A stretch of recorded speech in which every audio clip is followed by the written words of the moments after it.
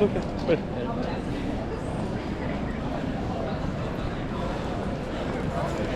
دابلین پایتخت جمهوری ایرلند شهری در ساحل شرقی جزیره و در کنار دریای ایرلند قرار دارد که بر کرانه رودخانه لیفی ساخته شده. این شهر بیش از 1.2 میلیون نفر جمعیت در محدوده شهری داره، به عنوان قلب سیاسی، اقتصادی و فرهنگی کشور شناخته میشه.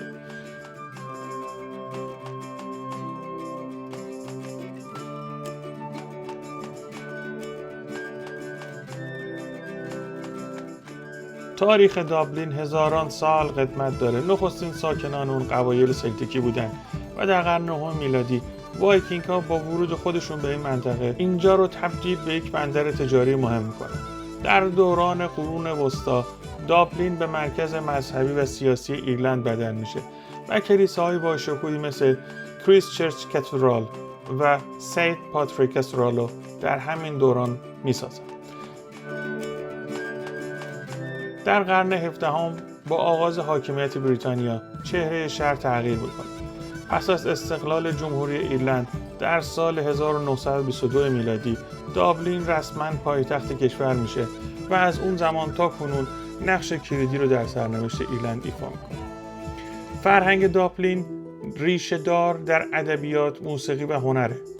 این شهر زادگاه نویسندگانی بزرگ چون جیمز جویس، اسکار وایلد و ساموئل بکت است و در سال 2010 از سوی یونسکو به عنوان شهر ادبیات معرفی میشه.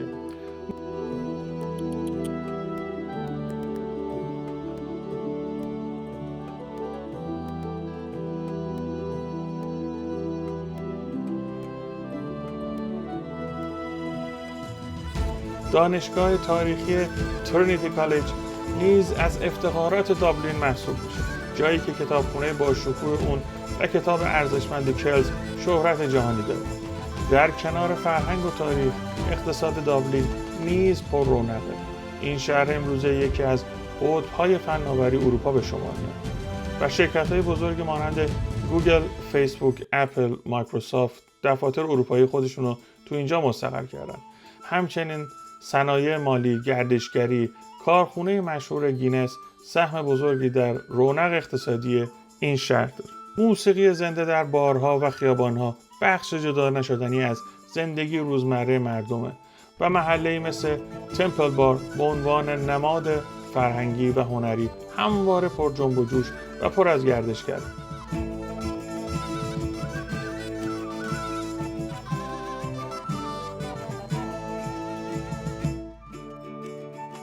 تمپل بار معروفترین محله دابلینه و شاید شلوغ‌ترین نقطه شبانه‌روزی این شهر باشه. کوچه‌های باریک و سنگ فرش شده‌اش پر از رنگ و نوره، از دیوارهای گرافیتی تا چراغ‌های گرم پاپا. صدای موسیقی زنده از هر گوشه میاد. گیتار، ویولون، آوازهای ایرلندی که همه باهاش همراهی میکنن. اینجا جایی که فرهنگ نوشیدنی و موسیقی سنتی ایرلند با هم قاطی میشن. تمپل بار پاپ با نمای قرمز و گلای آویز نماد این محله است. حتی اگه وارد نشی، فقط ایستادن بیرونش و دیدن شورنشات مردم پر از لذت داره.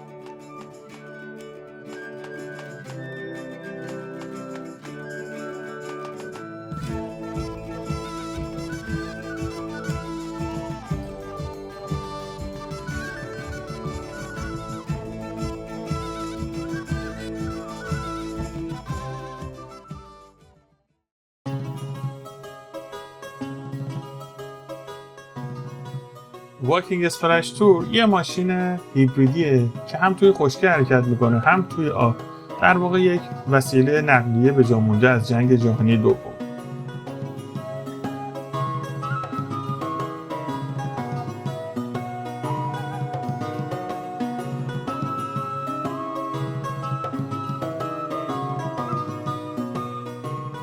راهنما که همون راننده این ماشین باشه با لباس و کلاه وایکینگیه و به همه یه دونه کلاه وایکینگی میده.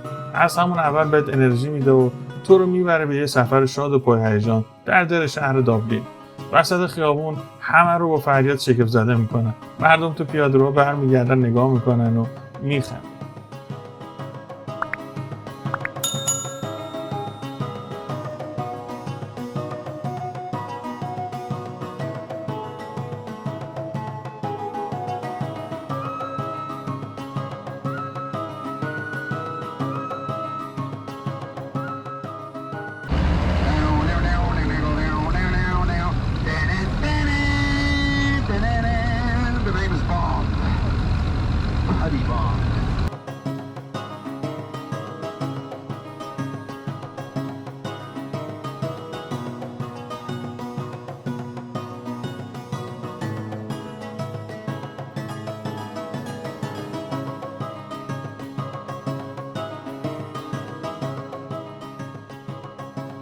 این تور یه راه فوق‌العاده واسه دیدن دابلین از دو زاویه خیابون‌ها و کانال‌های آبی.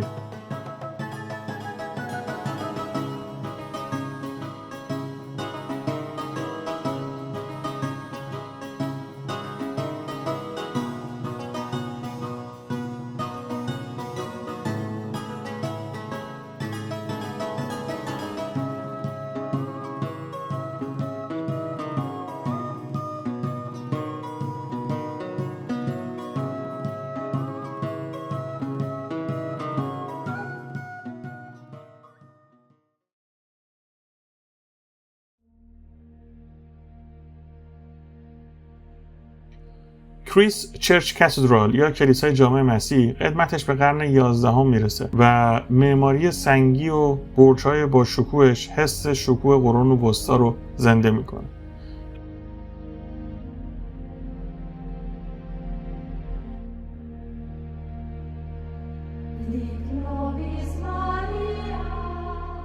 داخل که میری سقف‌های بلند، شیشه‌های رنگی و سکوت خاص کلیسا تو رو از هیاهوی شهر جدا میکنه.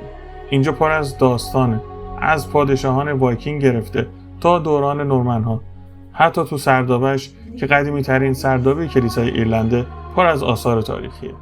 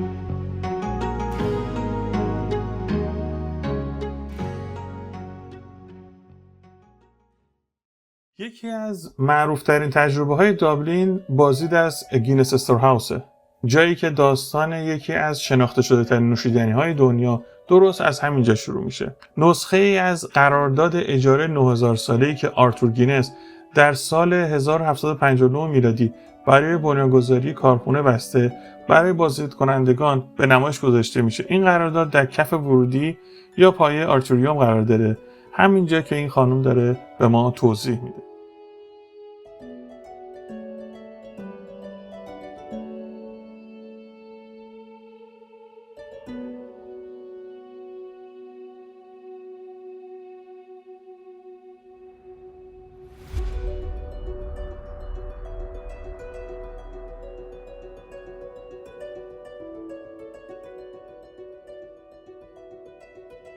یه ساختمان 7 طبقه با طراحی شبیه به یک لیوان بزرگ نوشیدنی ساخته شده و هر طبقهش یک بخش از تاریخ و هنر ساخت گینس رو نشون میده. از دانه‌های جو و راز فوم کرمی رنگش تا تبلیغات قدیمی که تو سراسر جهان معروف شدن.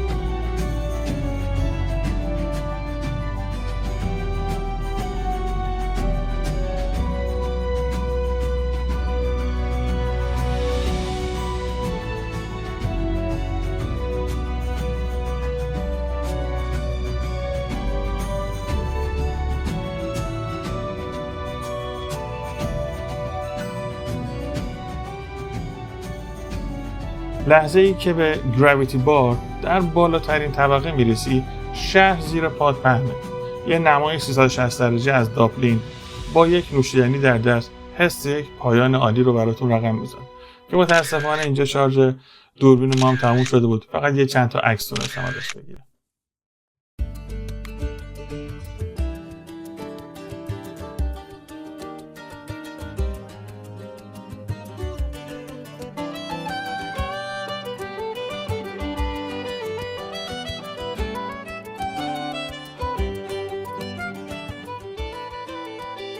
دانشگاه ترنیتی قدیمی‌ترین و معتبرترین دانشگاه ایرلنده که در سال 1592 به دستور ملکه الیزابت اول تأسیس میشه. این دانشگاه دارای 12 دانشکده و 10 دیپارتمان تحقیقاتیه که رشته‌های متنوعی مثل علوم انسانی، مهندسی، علوم طبیعی، پزشکی و اقتصاد پوشش میده. این تنوع باعث شده که ترنیتی نه فقط یک مرکز آموزشی بلکه یک مرکز تحقیقاتی بسیار پیشرفته هم باشه. یکی از نکات جالب ساختار دانشگاه، ساختمان‌های تاریخی با معماری کلاسیک، فضاهای سبز و وسیع و سالن‌های مطالعه آرام و الهام بخشند. کتابخانه اصلی یا همون اولد لایبرری با بیش از 200,000 کتاب قدیمی و نادر هم واسه دانشجوها و هم واسه گردشگرا بسیار جذابه. و از همه مهمتر بوک آف کلز، دست‌نوشته مذهبی قرن نهم، مشهورترین گنجینه این دانشگاه و هنر دستساز سلتیک ها رو به نمایش میذاره. این کتاب یکی از نمادهای فرهنگ و تاریخ ایرلنده و یکی از دلایل محبوبیت ترنیتی در میون بازدیدکنندگان جهانی. همچنین دانشگاه نقش مهمی رو تاریخ ایرلند داشته. بسیاری از سیاستمداران و نویسندگان و دانشمندان برجسته ایرلند فارغ التحصیل همین ترنیتی بودند. به همین دلیل این دانشگاه نه فقط یک مرکز آموزشیه بلکه یک نماد فرهنگی و علمی ایرلند به حساب میاد. و یکی از دوستان قدیمی من، عرفان، که تو بعضی از صحنه‌های این ویدیوها می‌بینیدش، اونم تو همین دانشگاه دستیار استاد دانشگاه است که اتفاقا ورودی لانگ روم رو پرداخت نکردیم.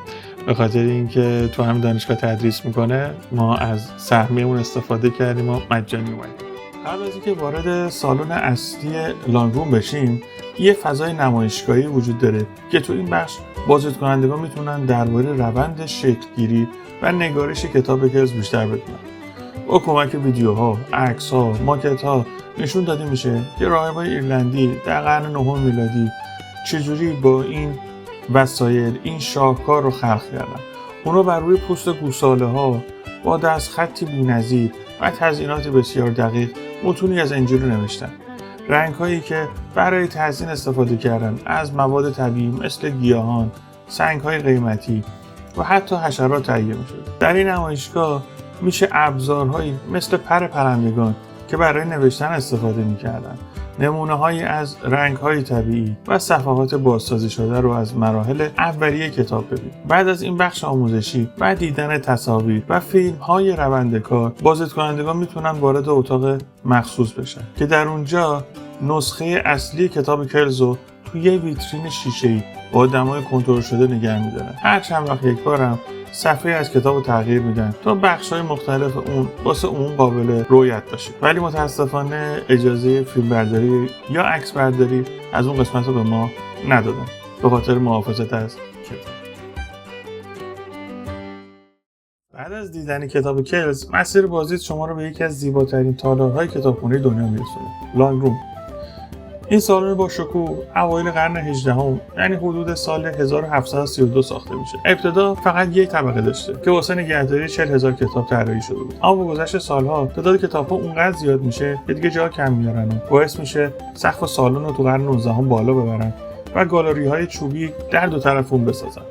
همین تغییر باعث شدش که ظاهر سالن به شکل امروزی با اتاق‌های بلند و ردیف‌های بی‌پایان کتاب تبدیل بشه. در دو طرف سالن مجسمه‌های مرمری فیلسوفان، نویسندگان و شخصیت‌های بزرگ علمی و فرهنگی دیده میشه که به فضای با شکوه سالن اضافه میکنه. در میون اون آثار ارزشمند در لانگ روم، هارپ معروف ایرلندی هم نگهداری میشه. نمادی که امروز روی نشان ملی ایرلند و حتی لوگوی گینس هم دیده میشه.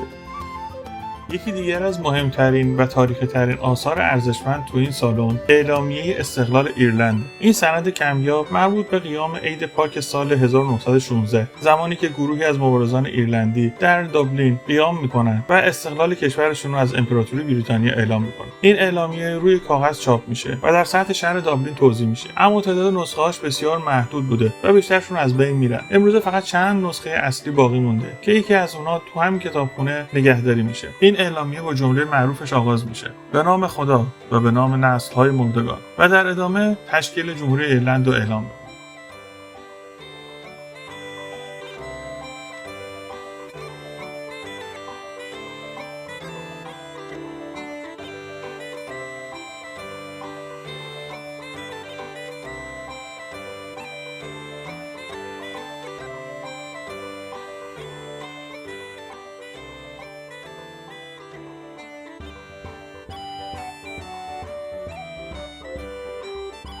این ساختمان با کمک ویدیو پروژکشن ها و جلوه های چند رسانه‌ای تاریخچه کتاب کلز و همچنین کتابخونه قدیمی رو واسه بازدید کنندگان به نمایش میذاره.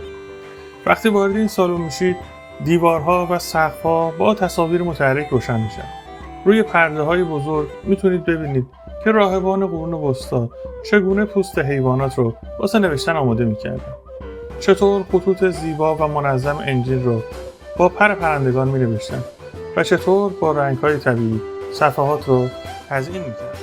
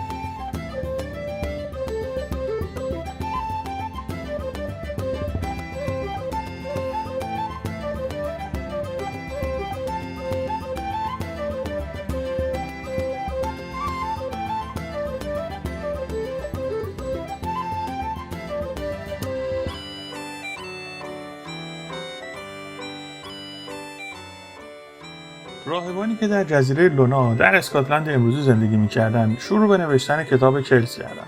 اما در سال 806 میلادی وایکینگ‌ها به صومعه حمله می‌کنند. بسیاری از راهبان کشته میشن. بازماندگان مجبور میشن جزیره رو ترک کنن. اونها کتاب ناتمام با خودشون به ایرلند میارن و کار رو در صومعه کلز ادامه میدن. همین باعث میشه که به اسم بوک آف کلز معروف بشه. در قرن 11 دوباره به صومعه کلز حمله میشه. کتاب ربوده میشه. خوشبختانه چند ماه بعد اون رو دو شرایطی سخت پیدا میکنن، هرچند که جواهرات و جلد تزئینی طلاییش رو دزدیده بودن. این کتاب از اون زمان بارها جابجا میشه تا در حملات و جنگ‌ها آسیب نبینه. در نهایت در قرن 17 برای حفاظت بهتر به دانشگاه ترینیتی دابلین منتقل میشه، جایی که امروزه اون رو نگه می‌داره.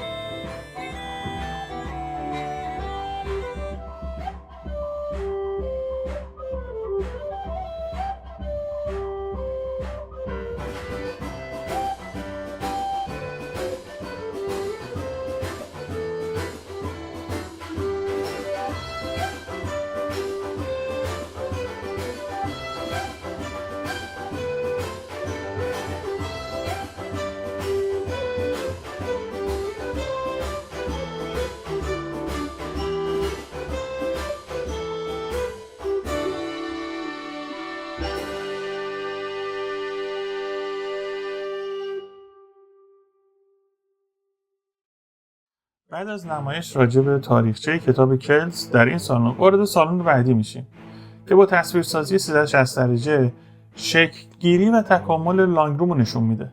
از ساخت اولیه اون در قرن 18 تا زمانی که سقف بلندتر میشه و گالری‌های چوبی اضافه میشه و در نهایت به تالار باشکوه امروزی تبدیل میشه.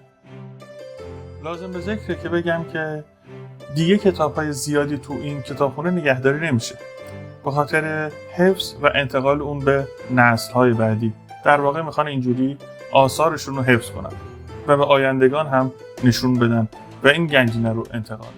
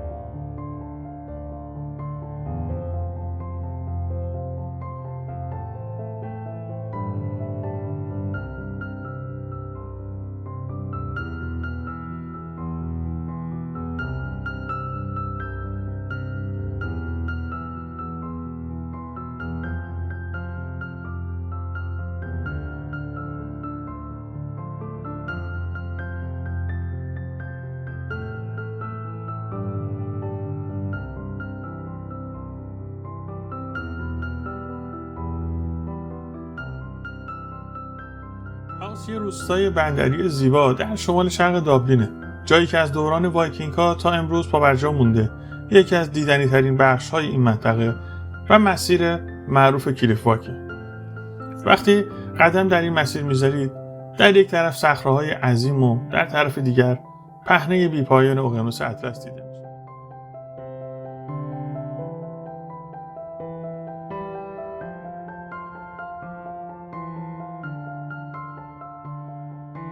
و اما از نقاط جذاب دیگه این مسیر پیاده روی میشه به 2 جزیره شناخته شده اطراف هاوس اشاره کرد که یکیش آیرلند آی هستش یا چشم ایرلند که جزیره کوچک و بکریه درست رو به روی بندر هاست. این جزیره پر از پرندگان دریایی و حتی بقایای کلیسای قرن 7 میلادیه که تو دیده میشه. قایق‌ها از بندر حرکت میکنن و توریست‌ها رو واسه بازدید به این جزیره میارن. و جزیره بعدی لمبی آیلند هستش، جزیره بزرگتر در دوده است که به خاطر طبیعت دست نخورده و حیات وحش متنوعش معروفه. جالبه بدونید که حتی یه گروه کوچیک از کانگوروها هم تو این جزیره نگه میدارن. از بالای صخره‌ها وقتی به افق نگاه میکنی، ترکیب دریا، جزیره‌ها و آسمون آبی تصویر میسازه که شبیه یک نقاشی زنده است.